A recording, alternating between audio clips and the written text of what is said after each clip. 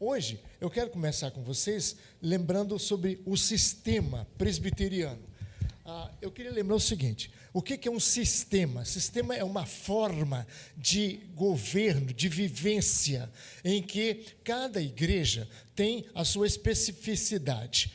Assim como as igrejas variam no método de batismo, por exemplo, hoje o Foto falou sobre batismo infantil, mas não só a questão de batismo infantil, mas existe também a forma de batismo. Então, por exemplo, você sabe que existe uma igreja em Brasília que é chamada Igreja Batista do Batismo Tríplice. Eles batizam por imersão, mas eles batizam 3 vezes, imergindo a pessoa 3 vezes dentro da água. Eu te batizo em nome do Pai, molhe uma vez, ou imerge uma vez. Em nome do Filho, imerge a 2ª vez. E em nome do Espírito, imerge a 3ª vez. Bom, é como há uma independência nas igrejas batistas, cada um pode fazer como achar que possa, Existe o sistema batista existe o sistema que é considerado da igreja ortodoxa, que é chamado aspersão, ou seja, é chamado imersão, aspersão e efusão. É tanto não para guardar que só mesmo Deus vai ajudar o pobre do pastor. Efusão. O meu irmão Alexandre Johnson, a família dele, certamente, do passado, eram batizados por efusão. E também há muita variação, mesmo entre os que são da igreja ortodoxa ou a igreja russa, as igrejas da Grécia, que é essa linha do cristianismo que saiu antes da reforma. No ano 1000, houve a divisão com a igreja ortodoxa. E eles brigaram, desde o século VI eles brigaram. Eles brigaram porque o Papa foi de Roma e o bispo João de Constantinopla pensava ser o Papa da igreja, mas o bispo de Jerusalém também. Então houve uma briga entre os três bispos que disputavam a hegemonia internacional da igreja. E aí até o próprio, eu tenho a impressão que foi o Magno, que disse, olha, qualquer que vier a ser a cabeça da igreja será o anticristo. Isso falou em Roma. E para a ironia do destino, em Roma é que foi consagrado o Papa, cabeça da igreja, contra o que disse o próprio antecessor dele, 10 anos antes, 595. Então, as igrejas, dividem nessa questão. Na igreja ortodoxa, tem uma linha tão radical do batismo por efusão, que os crentes têm que batizar nus. Então, em algumas igrejas tem um setor em que o crente tira a roupa lá no primeiro quarto, entra, o sacerdote fica de costa, Quando o crente entra nu, ele fica na altura em que o sacerdote veja a cabeça dele, certo? Só a cabeça. Então, o sacerdote, de homem ou mulher, e ele então verte um balde de água de maneira que molha o corpo todo, sem roupa, porque eles acreditam que o tecido pode trazer dificuldade. Eu não sei como eles conseguiram isso. No batismo de Jesus, por exemplo, que no batismo dos judeus, por exemplo, já essa roupa era um escândalo danado. Mas eles acreditam assim, que a água tem que molhar o corpo todo.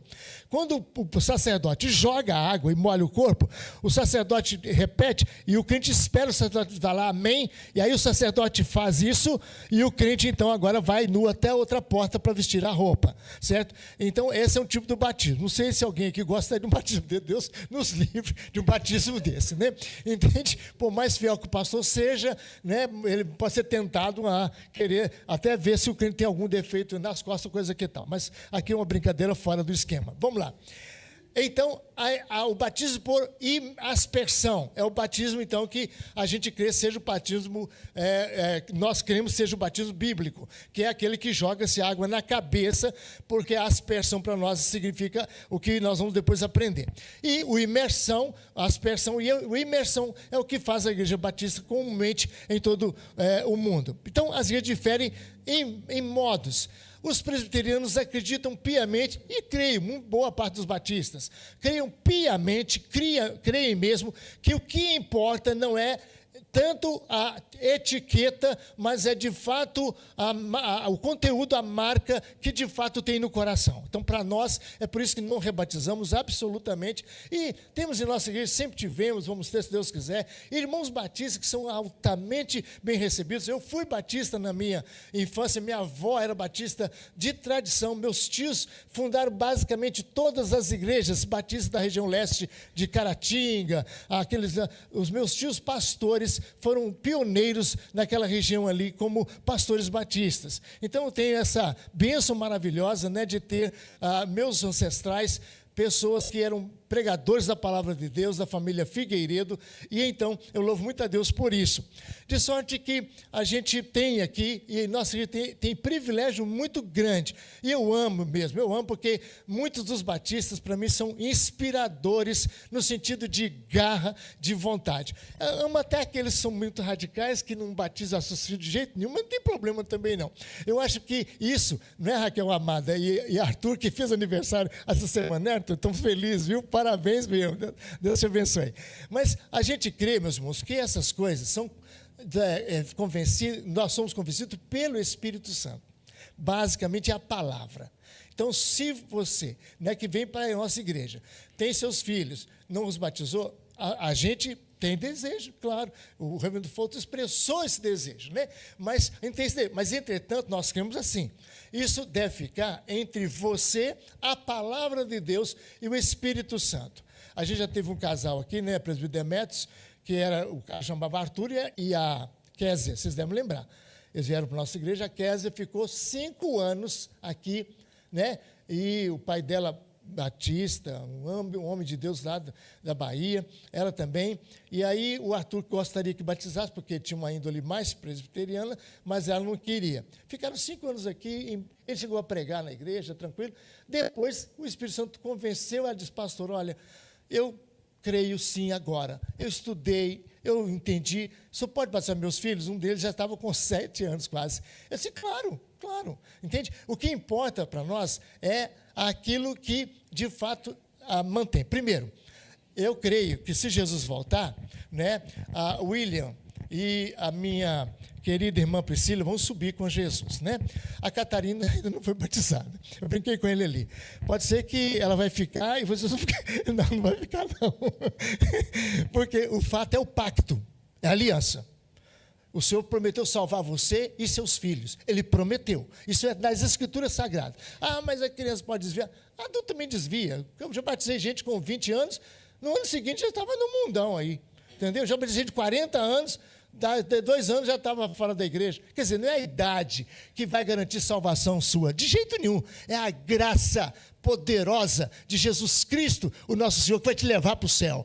Não é porque você é velho ou novo, criança. Não. É a graça. E pela graça, né, a Catarina também da Raquel, o Joãozinho, né, a Sofia, todos vão subir, todos, se Deus quiser, né? Agora, pela bondade de Deus, poderão ter esse privilégio e, convencidos pelo Espírito Santo, meus irmãos, que aqui tão maravilhosamente somos a nós na adoração do nosso Redentor, é isso que nós esperamos de você, somente, só. Que Deus ajude vocês a aprofundarem mesmo e, se for o caso, né, ter essa bênção da parte de Deus. O que não obstacula você, a sua esposa, serem membros de jeito nenhum, né? Pode ser membro, porque para oficial, aí é outros 500, né? Se for presbítero e não quer batizar os meninos, aí não vai ter jeito, porque aí é oficial. Mas membro da igreja, quantos membros da igreja não têm condição de entender e aceitar, às vezes, a predestinação? Quantos? Muitos, não é?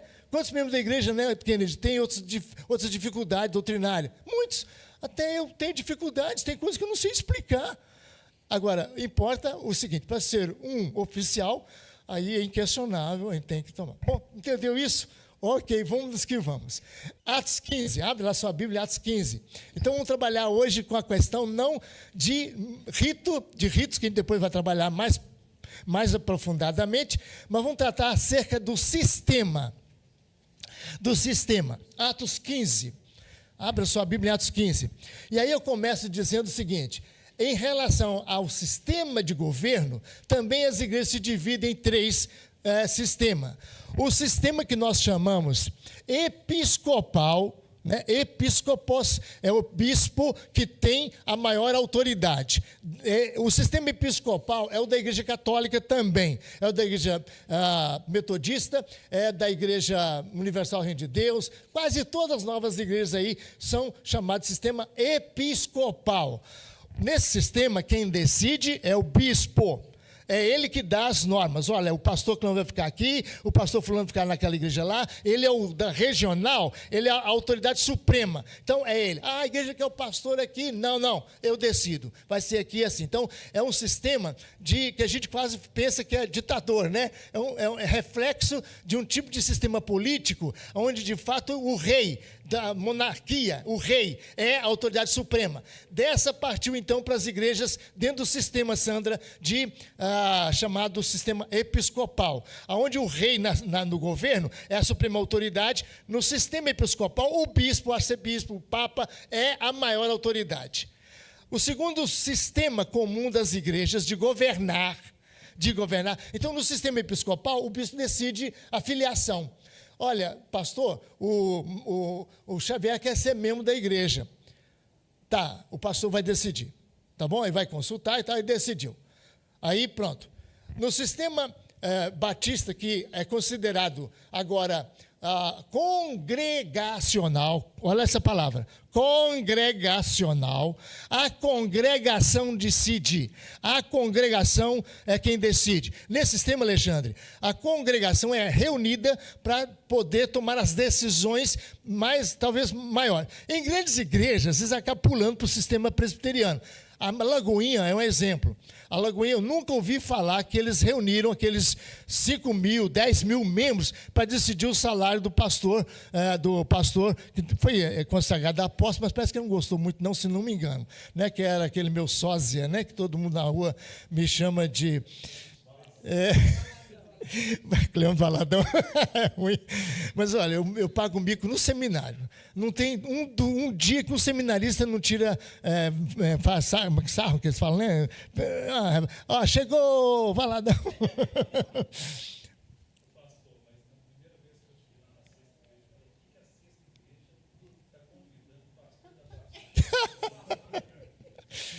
Não, mas a coisa chega num nível tão engraçado que eu fui no necrotério para uma cremação de um crente, né? Que era de uma igreja batista, mas era meu amigo e tudo, nós fomos lá. Aí, quando terminou o crematório lá e tal, chegou uma senhora para mim do interior e falou assim: pastor, que bom ver o senhor. Eu te vejo sempre na televisão. Eu amo o senhor tanto, a sua palavra. O senhor me permite um abraço no senhor? Eu falei assim: minha irmã, com certeza um abraço eu vou receber. Agora, eu não sou o pastor que você está pensando. Não é não? Teve uma formatura na Sexta Igreja. E aí, quando terminou o culto, reuniu toda a família de um dos estudantes, e uma mulher gritou assim: meus irmãos, por favor, fiquem todos aqui, eu quero chamar o pastor Márcio para chegar aqui para tirar uma foto com ele. A família toda lá frente: o pastor Márcio, vem aqui, por favor. Eu disse: não sou o pastor Márcio, não. Mas esses detalhes, isso foi mais no início. Depois não, depois foi acalmando. Agora, a minha sorte é que me acho mais lindo do que ele, viu? Bom, voltando aqui, o sistema batista é o quê? Congregacional. A congregação decide: eu quero tornar a Priscila membro da igreja. Aqui, olha aí, não, aí não. Aí eu vou falar, para que eu vou querer mais diácono nessa igreja? Cara, olha que lindo ali, né? Então, olha que ilustração bonita, que bom. Então, nós temos um congregacional em que todos governam todos. Então, eu repito, a Priscila quer ser membro da igreja, vamos reunir a congregação. Quem é a favor que a Priscila seja membro? Não pode não, porque ela veste umas vestimentas igual as mulheres do mundo e tal. E aí decide, 45 a favor, 60 contra. Minha filha, para a próxima vez, mudar a roupa que eu... Aí, quer dizer, o fulano de tal, não, pode não, porque ele gosta de uma cervejinha, e aí você sabe que cliente não sei o quê e tal, aí aquela coisa, aí vamos votar então, pronto. Votou, 51% vai ser membro da igreja. Pode mesmo tomando lá, né, aquela branquinha lá. Bom, mas esse é o sistema que todos governam todos. Salário pastoral. Eu lembro de uma igreja que o pastor, que a assembleia foi decidir o salário do pastor. Foi muito engraçado. Eu lembro porque o pastor era meu amigo, me contou. Lá em Teoflotânio. Esse é um pastor, eu fiquei tão humilhado na reunião lá da Assembleia da Igreja, porque foram votar meu salário, mas eu vi tanta coisa ruim. Aí o cara levantou, meus irmãos, olha, o nosso pastor não precisa ter um salário muito alto, não. Ele não fuma, ele não bebe, ele não vai no cinema, entendeu? Então o salário fica bom para ele X. Outro, não, meus irmãos, o salário dele tem que ser maior, porque ele tem que comprar livro para estudar, ele tem que viajar, ele tem que não sei o quê, tem que pegar com terno, às vezes, que a gente exige. E terno custa caro, então para lavar o terno tem que pagar. Então, aí começou a discutir e tal. Sei que aí um irmão lá atrás falou assim: irmãos, vamos definir o negócio. O salário do pastor vai ser igual do irmão que falou que ele não vai ao cinema, porque tem que ser esse mesmo. Aí votaram, o salário dele ficou então, né, desse tamanho. Ele estava meio chateado. Aí falou assim: meu irmão, não tem problema, fica tranquilo que a vingança sempre é maligna. Sabe quem foi chamado para ser pastor? Adivinhe. Adivinhe, o filho daquela mulher. E aí foi estudar. Quando voltou, no dia decidiu o salário do rapaz, aí o negócio foi diferente. Oh, meus amados, todo o sistema tem seus defeitos. O nosso também tem, eu vou apresentar. Então, o sistema episcopal é aquele lá, onde o bispo decide, e o representativo é aquele da direita de todos, é onde um grupo, né, que é eleito pela congregação. Esse sistema, ele é tão funcional, e vocês vão ver agora, vamos começar aí? Nós passamos em Atos 15, olha aí.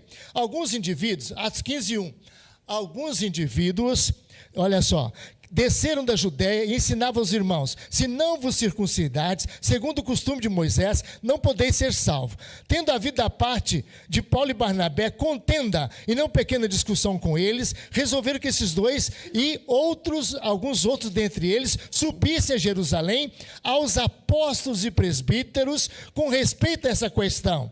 Observe dois detalhes. Primeiro, era um problema teológico, doutrinário, que alguém que chegou de Jerusalém disse: olha, todos os crentes homens aqui têm que ser circuncidados. Paulo dizia que não, porque a graça de Deus nos livrou do judaísmo. O judaísmo, o batismo é a circuncisão. Paulo fala, no cristianismo, a circuncisão é o batismo. Então, Paulo anula a circuncisão pelo batismo. E a circuncisão era o 8º dia. Essa é a razão porque os reformados creem. Se a circuncisão era um ato que fazia com que uma criança de 8 era membro da comunidade de Israel, portanto, da igreja antiga, na igreja nova em Jesus Cristo, também a criança deve ter esse privilégio. Essa é uma ordem nossa. A questão da criança não acreditar, eu até brinquei assim, depois eu falo com o Volto sobre esse assunto. Por exemplo, a criança não acredita, se acredita que a criança não acredita, eu não sei. Sabe por quê? Eu não posso dizer que uma criança não acredite, porque a fé é o quê? É um dom de quem? É dom de Deus, não é dom da idade, não é dom da inteligência, não é dom da saúde. A fé é dom de Deus. E tem um menino na Bíblia que recebeu o Santo Espírito de Deus antes de nascer. Vocês lembram dele? João Batista. Ele não tinha nem nascido e já recebeu o Espírito Santo. E Pedro argumenta, quando ele foi a Jope e batizou os crentes lá, e que voltou em Jerusalém, isso aconteceu 11 anos depois do Pentecostes, que ele voltou em Jerusalém, o povo da igreja de Jerusalém estava toda chateada com o apóstolo Pedro, bicuda. Fala: Pedro, que negócio é esse? Foi batizar gentio, Pedro? Aí Pedro, meus irmãos, eu estava pregando. Quando eu estava pregando, adivinha, o Espírito Santo caiu sobre o povo de Deus, lá em Jope, e aí eu perguntei: se Deus deu o Espírito Santo a eles, eu não vou dar o batismo, irmãos? Aí os crentes: então tá, tudo bem, então se Deus deu o Espírito Santo, vai dar o batismo. O seu filho tem ou não tem o Espírito Santo de Deus na vida dele? Se João Batista foi batizado, eu acho duvidoso. Eu fico com medo de falar que o Espírito Santo não está no coraçãozinho da Sofia. Eu fico, juro que fico. Eu tenho certeza, pela graça do poderoso, que ela foi selada com o Espírito Santo da promessa. Eu tenho, entende? Agora, Com respeito a batização, não, isso é claro que vai ser depois. Bom, voltando aqui, então esse sistema nosso conciliar vem aqui. Por quê? A situação complicou ali com a circuncisão. Vocês têm que ser circuncidados. Paulo fala, não, o cristão não vai se meter a obedecer o que o judaísmo impera. Não, eles não vão batizar. Então, a questão ficou muito dura e a igreja não decidiu. A igreja não decidiu. O que a igreja fez? Juntou os presbíteros e os diáconos e enviou eles para onde? A Jerusalém para os apóstolos. E presbíteros em Jerusalém. Então agora tem um concílio. Agora os representantes de todas as igrejas naquela época estavam em Jerusalém, juntamente com os apóstolos. Aí você vê, então, tendo eles chegado a Jerusalém, 15:4, já, viu, amado? E também teve um que levantou a mão, só um minutinho. Tendo eles chegado a Jerusalém, foram bem recebidos pela igreja, pelos apóstolos e pelos presbíteros. Olha só, e relataram tudo que Deus fizera com ele. Agora 6, então se reuniram os apóstolos e presbíteros para examinar a questão, havendo grande debate. Isso é feito no sistema chamado representativo, e esse sistema é tão funcional que os países democráticos como os Estados Unidos, entende? E outros países democráticos, mesmo o Brasil, apesar da nossa democracia também fragilizada, mas o nosso país é dirigido pelos representantes. E adivinhem vocês aonde os sistemas políticos se basearam na nossa contemporaneidade ocidental? Nos peregrinos, nos que vieram da Europa e que eram protestantes. Então, o Código Civil dos Estados Unidos, que tem 200 anos e não mudou até hoje, ele foi baseado no sistema da igreja de João Calvino, que é sistema representativo, e esse sistema é o sistema que os países democráticos sustentam. Esse sistema é que você acha aqui. Então reuniram os apóstolos e presbíteros para examinar. Houve debate. O conselho tem debate. Nem sempre um diácono, às vezes, é para ser presbítero. Eu cheguei na Bahia, tinha um diácono, Demetrio Celino Medelo Rui, maravilhoso diácono, maravilhosíssimo. E eu gostei tanto dele que você, esse moço pode ser presbítero? Ele pode. Aí falei com o conselho, pastor, mas ele tem algumas dificuldades e tal. Não, mas ele tem caráter, ele tem dedicação, é fiel, pensa muito legal, ele pode. Aí o conselho aceitou a indicação que eu dei e pôs ele para a candidatura. Ele ganhou com a presbítero. O nosso conselho tinha 17 presbíteros, quando eu cheguei lá. 17 presbíteros o conselho tinha. E eles tinham debates tão terríveis que eu soube, o presbítero Daniel me contou, que um ano antes, um dos presbíteros saiu da reunião e disse, eu vou em casa pegar um revólver e vou arrebentar a sua cabeça, viu, rapaz? Com o presbítero. Aí o pastor ficou, não sei o que e tal, né? Às vezes a situação fica crítica. O reverendo Onésio Figueiredo, teve um presbítero que disse, tem que ser assim. Ele disse, não, o conceito está dizendo, não, tem que ser assim, tem que ser assim. Aí eu falei assim, o senhor pode ficar quieto? Agora, porque, não sei o que, fica. Se o senhor não ficar, eu, pastor, vou chamar a polícia para tirar o senhor da reunião do conselho. Igual faz na Câmara, né? Quer dizer, esses debates, você fala, meu Deus, não, meus irmãos, isso aqui houve aqui. E houve um debate, antes desse aqui, houve um debate que ele foi tão escandaloso, estou lembrando aqui, que ele foi tão escandaloso, foi aquele que, na segunda missão, lembra da junta missionária, que eles queriam levar João Marcos, lembra? Aí um grupo foi contra, né, Kennedy? Outro grupo foi a favor. E aí, olha só, Isabel, foi tão terrível que, em vez de o grupo ir, dividiu em 2 grupos. Um dia eu fui evangelizar um filósofo lá em Campinas, falar de Cristo para ele, assim, olha, não vem pregar para mim não, que você é um papagaio de igreja, tá? Não vem pregar para mim, que ela de igreja é tudo farsa. Você já estudou a Bíblia? Olha lá a briga de Paulo com Barnabé. Olha lá a briga por causa do Marcos, ou Marcos, sobrinho de Barnabé. Você viu aquela briga? O que resultou? Dividiram-se. Crente é briguento. E eu não sou crente por isso. Vocês são papagaios. Eu disse, tudo bem, senhor. Às vezes eu sou mesmo. Agora o senhor também é. Só de falar português eu vejo que o senhor é papagaio. Porque a gente aprendeu com o papai. Fala papai. Papai, fala. Aí, é um papagaiozinho. Alexandre, não. Quer dizer, não adianta você falar que você não é papagaio, meu amigo. Infelizmente, todos somos. Aí ele ficou assim e tal. Mas, irmãos, o fato é que devemos lembrar isso aqui. Isso aqui. Há briga, sim. Há debates. O nosso conselho é pequenininho. Entende? Poucos presbíteros, pela bondade de Deus, graças a Deus, o Espírito cristão é uma bênção extraordinária em nosso conselho. A gente sai daqui dando glória ao Senhor sempre, porque pode haver divergência, sempre há dificuldades, pode haver, sempre há, mas a gente conclui que a decisão da maioria é a decisão de todos. Então, esse é o sistema que a gente chama representativo. Eles reúnem em Jerusalém, olha. Então, reuniram os apóstolos em Jerusalém para examinar a questão. Versículo 6. Aí você vai para o versículo 6. Então, você vai ver o seguinte. Quando eles decidem, vamos lá. Havendo grande debate, Pedro tomou a palavra, falou e disse, comentou e deu testemunho com o Senhor do Espírito Santo, tal. Então, e toda a multidão, então, agora, dos apóstolos e presbíteros que estavam ali, passaram a ouvir Barnabé e a Paulo e contaram quantos sinais. Então, aí eles decidiram. A decisão foi o seguinte: o parecer, olha, 28. Pois pareceu bem e ao Espírito Santo, e agora os presbíteros e apóstolos que falam, e a nós não vos impor maior encargo além dessas coisas. Então agora tomaram a decisão e mandaram a decisão para a igreja de Antioquia, onde estavam as dificuldades. Os que desceram logo para Antioquia e entregaram a epístola, que era a decisão do Conselho Superior.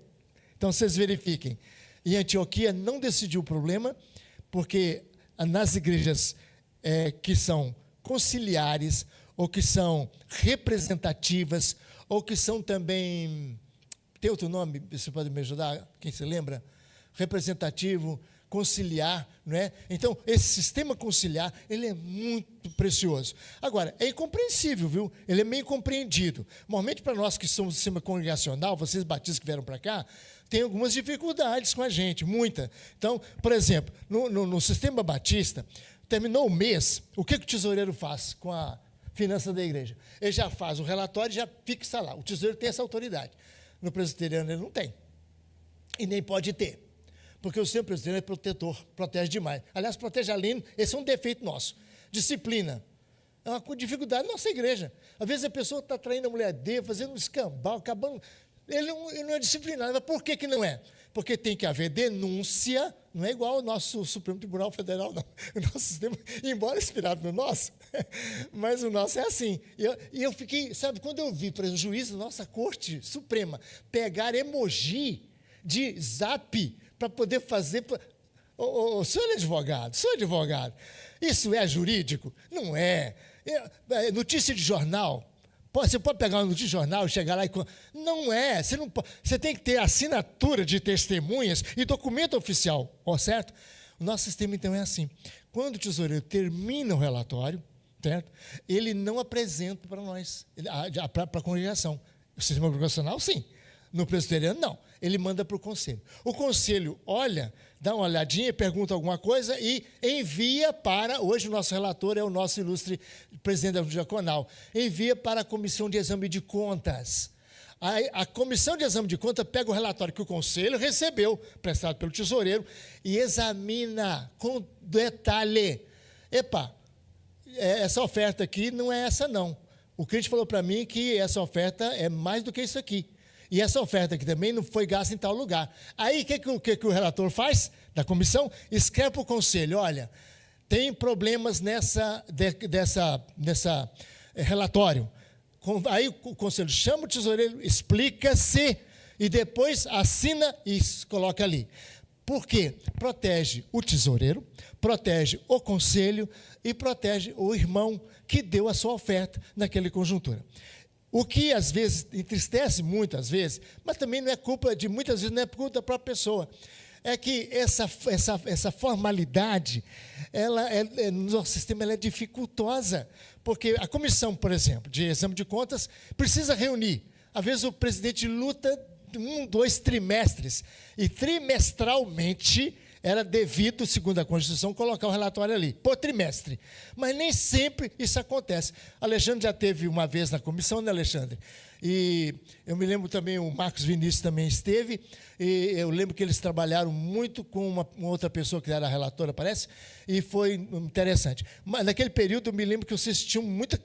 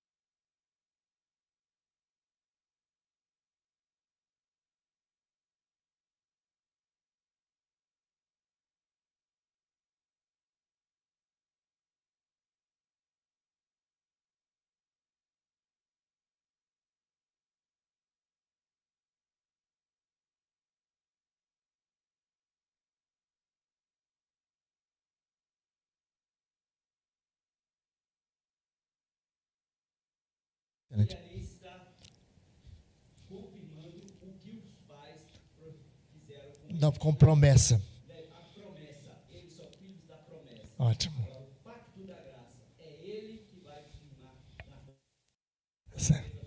Ok. Ok, beleza, Silas. Atenção, se for assunto de batismo, eu só peço a vocês, espera um pouco. Tá, não, tá. É que eu só fiz uma mera introdução, né? Mas a gente vai ter um domingo. Por favor, meus irmãos batistas, prepare o argumento mais forte que estiver. Venha, bate. A gente está aqui é para poder apanhar e para poder bater, ué, caramba. A gente tem que chegar num ponto. Eu estou doido para ver o William aqui como membro dessa igreja, caramba. Então, William, você sabe, né, que eu já te encarno mesmo, e você é meu irmão que me ama. Teve um batista que ficou com raiva de mim uma vez. Eu tive que quase ajoelhar, porque eu brinquei com ele achou ruim comigo.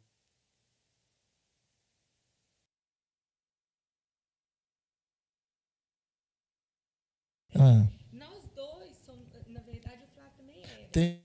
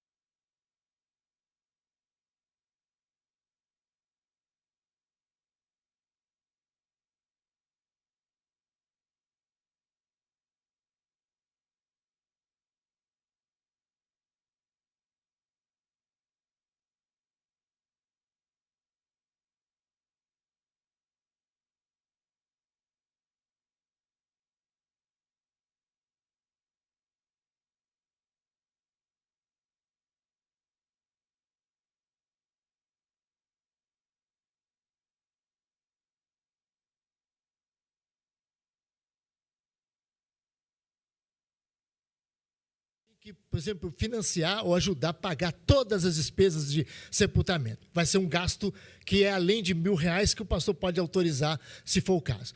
Aí o que acontece? O conselho reúne, certo? Sem o pastor, o vice-presidente, que no nosso caso hoje é o meu irmão Kennedy. Então, o vice-presidente convoca, não é nem o Fulton nem o Leors, porque é o vice-presidente que é a segunda autoridade depois do presidente, que é o pastor. Então, ele chama todos os presentes, até os pastores também, auxiliares, e fala, tem esse problema. O presidente não está presente. Então, decide chamado ad hoc? Não. Como é que chama? Não, a reunião ela para ser ad hoc quando o secretário. No caso, a reunião tem um nome. Meu pai, usa tão pouco que é difícil lembrar. Mas a reunião ela precisa de decidir, mas ela se decide submissa à próxima reunião com o presidente. E aí o assunto volta, certo? Já foi decidido, o assunto volta. Geralmente os pastores são sábios. Se o conselho votou, é porque, então, já está sacramentado. Ele não vai querer fazer o veto, né? Como o presidente pode fazer veto. Se isso acontece, acaba virando episcopal. Porque aí acaba que sempre esse presidente tem a palavra final. Exato. Mas escuta só, mas aí é o seguinte, só não é episcopal, porque na maior das partes, é conselho quem decide. É lógico, você também sabe disso. Você foi presidente, né? Se quiser que eu fale presidente, eu falo também, mas você foi presidente, e é natural que você tenha que ter a autoridade, e se o grupo, seus liderados, têm respeito, sabe que sem você está lá. E a sua presença, também você sabe muito bem disso, tem certa influência de maneira, né? Não é totalmente, exatamente. Oliana, o pastor pode ter uma decisão e a maioria do conselho não concordar e não vai ser aprovado. Então, não é episcopal.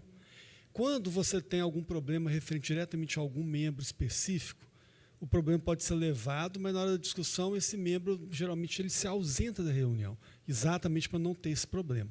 Mas se tiver vai discutir algum presbítero, teve alguma atividade, alguma ação que não foi correta, né? Igual o pastor tem jeito de problemas. Na hora do julgamento, ele tem uma parte que ele tem que estar presente para ouvir, mas na hora da discussão, ele sai. Sabe assim, ele não está ali, gente. Então, o pastor, por exemplo, quando vai ter, às vezes, eleição até de salário, às vezes o pastor até sai para discutir sobre isso. Então, eu entendi a sua questão, e isso a gente já faz assim, toma cuidado com essa questão, só para você ficar mais tranquilo. Excelente.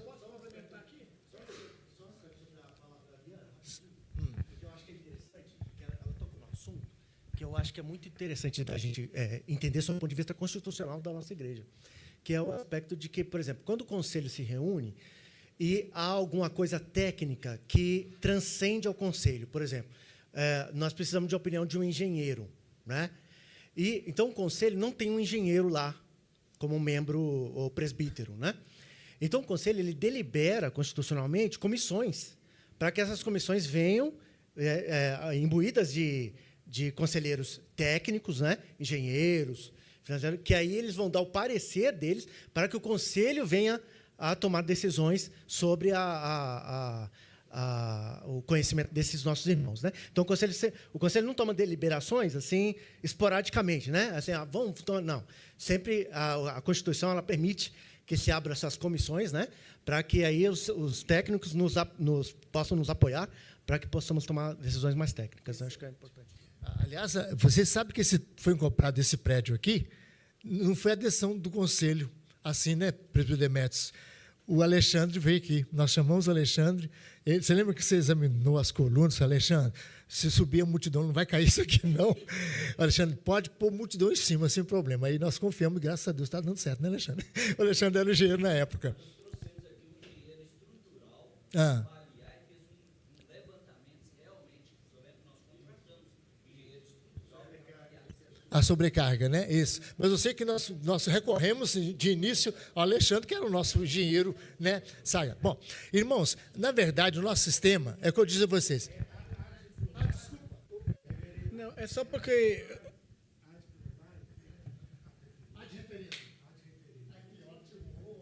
eu Eu entendi o posicionamento da Liane ali. Entendeu? Há de referendo.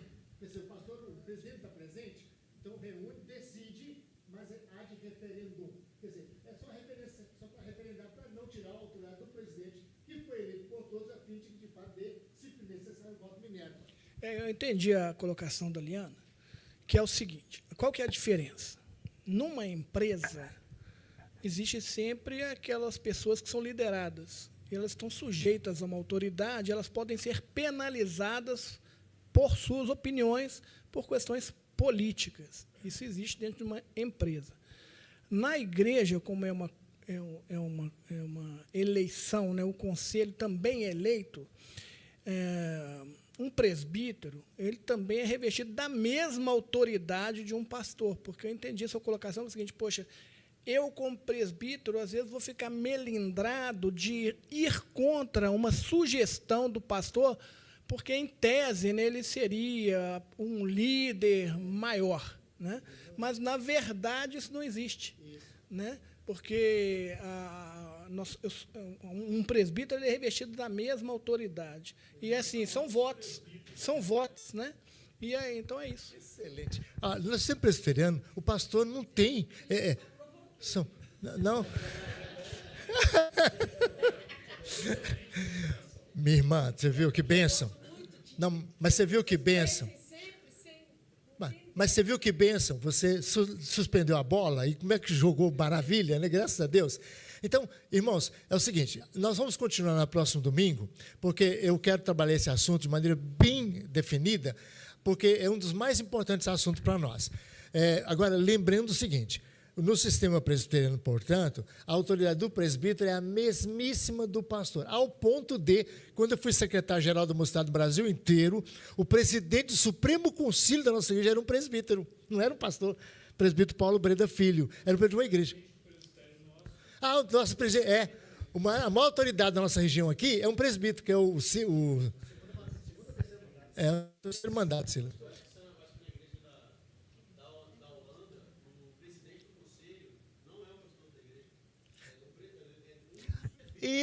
Isso.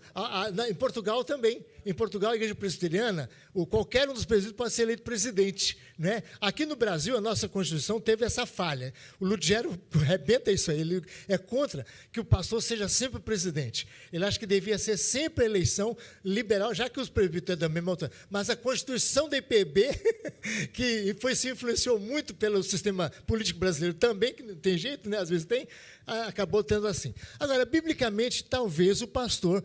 E aí vem a questão do sistema episcopal, que a gente não deve condenar, viu, irmãos? É errado ter o bispo. Não, o ruim é porque, às vezes, o bispo tem poder demais, e aí ele prejudica o rebanho. Né? Agora, no sistema presbiteriano também é um problema, né? Porque quando a coisa dá certo, o conselho... Agora, quando dá errado, o misério do pastor que tem que receber. É brincadeira entre nós, né? Porque na escola bíblica dominical ainda faltam 2 lições da revista para encerrar. Elas vão ter depois ou mudou o planejamento? Está ouvindo? Você ouviu a pergunta? Explica aí por que eu estou aqui hoje. Não, na verdade, quando eu avisei, vocês lembram quando eu avisei? Daqui a 2 domingos, não foi? 2 domingos, porque eu esperava que hoje ia ser a 11ª, a 12ª e a 13ª. Mas então vamos fazer o seguinte, eu vou obedecer você, mas o Demetrios, que são os nossos líderes, e o Lucas. Tem uma escala. Então, então é o seguinte, vamos fazer o seguinte, vamos cumprir. Vamos fazer a próxima lição da Escola Dominical, viu, Kennedy? A outra, e aí a gente continua na outra, e aí será só sobre liderança, certo? Vamos preparando aí, né, para a gente trabalhar direitinho. Irmãos, agora, aqui para nós, puxando a sardinha para a nossa brasa, né? É um sistema maravilhoso, o sistema congregacional. Até na disciplina. Por exemplo, houve zum que o irmão está fazendo uma coisa errada. Todo mundo está falando aqui, mas ninguém prova. Aí o conselho, vem a denúncia para o conselho. O conselho recebe a denúncia. O irmão fulano, ele deu um cheque sem fundo, e não quer pagar, e tal. Aí o conselho reúne lá, chama o irmão, faz uma convocação, citação. Ele não pode vir para cá para... Irmão, você fez... Não, que negócio. Aqui no Brasil está sendo assim. A pessoa é processada sem saber o que ela fez. Isso é jurídico? É jurídico? Nunca foi jurídico. Isso a nossa igreja ensina para nós, pastores. Aí chama o irmão, conversa com ele. Isso é em silêncio, e o conselho, os presbíteros, se comentar fora sobre o que aconteceu ali com aquele irmão, pode ser disciplinado. Porque tem que guardar o segredo para proteger aquele irmão, porque pode ser só fofoca. E aí o dano vai ser ruim. Então, aí, olha como é que protege. Depois que tem o processo, depois que faz o júri do conselho, o irmão é disciplinado e comunica à igreja. Olha, irmão, infelizmente foi suspenso da comunhão porque deu um cheque e não quer pagar a dívida dele, tal. Entenderam bem? É um sistema muito legal. O nosso sistema é muito abençoador. O sistema é o seguinte, pastor. É muito democrático. Todos têm falha. Todos têm falha, é exato. Também não é o nosso perfeito, é. Eu achei muito bacana que eu aprendi uma coisa hoje aqui. Aprendi não, né? Despertou um negócio, né? Que essa democracia americana, de onde que ela nasceu. Isso, é. E de todos os sistemas, obviamente que o sistema democrático, vamos dizer assim, que é o menos pior. É o menos pior, é. Menos pior, É. porque o totalitário, ele é complicado. É. Igual esse E o episcopal ajuda muito o totalitário. Ele é totalitário. É. Porque uma hora pode ser uma pessoa boa, inteligente, muito iluminada, que É. mas pode o contrário também, Verdade. né? Cair uma pessoa. Então, de todos os sistemas, e o que o irmão falou aqui, ele explicou a coisa dentro do lado objetivo do sistema. Isso. Agora, o lado subjetivo sempre tem. Tem. Então, Eu vou puxar o saco do pastor, vou fazer isso. Isso aí já é uma questão subjetiva. exatamente. Mas, objetivamente, eu acho esse sistema representativo. Né, Tá ali em Atos 17, 15, né? o congregacional, ele seria o ideal se fosse, assim, vamos dizer, uma congregação muito avançada. É. Que seria um sistema anarquista no mundo. Todo mundo. É quase uma utopia, porque teria que ser assim, Todo mundo discípulo todo mundo. todo É. mundo muito É. iluminado para funcionar. Então, até aqui, o sistema representativo É o melhor. É o que está no meio, né? Que você vê, é o que está no meio. Porque, de outra coisa, irmãos, os presbíteros são os ouvidos, viu, de vocês. Se você tem qualquer dificuldade, que está vendo que a igreja precisa, olha, o mais ideal ainda é você escrever uma carta mesmo e entregar ao presbítero. Olha, leva para o conselho esse assunto, meu irmão, para mim, porque assim fica mais garantido. Porque fala para ele, chega lá e fica com medo de falar com o pastor, pronto. Não, mas é coisa importante, é coisa. Agora, tem coisas que o conselho não pode decidir. O presbítero Demétrios tocou um pouquinho no assunto.